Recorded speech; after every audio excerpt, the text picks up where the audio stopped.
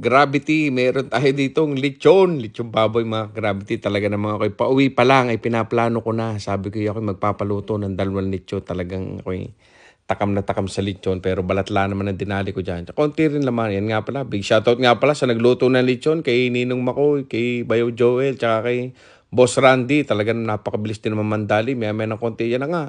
Di luto na.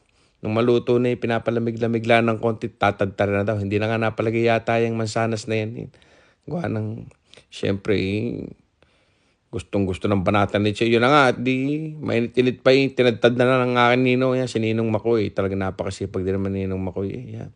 Nung matadtad tinatadtad pa lang yun talaga ako hindi nakatiis dyan. Ako kumurot na ng balat at sinintensyahan ko na mga ka-gravity.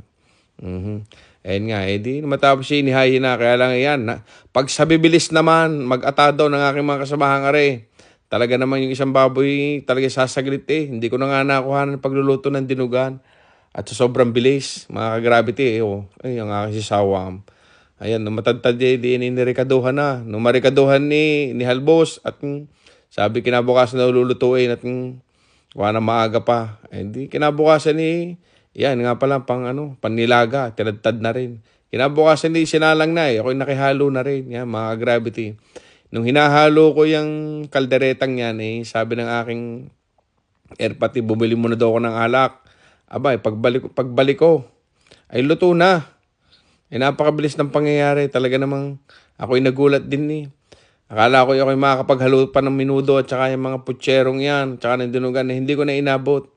Pagbalik ko ay luto na. Di, ano pang gagawin? Di ako sumintensya na lang. Ito nga pala yan, nagluto na minudo. Meron din diyang kasamang, ano bang niluto yung isa? Yung putsero. Yan, may putsero din dyan mga ka-gravity. Ayan, yung putsero. At saka meron yan, yung kaldereta. Hindi ko na nakuha ng dinugan kasi gawa ng gabi niluto. Yun. Thank you for watching guys. Goodbye!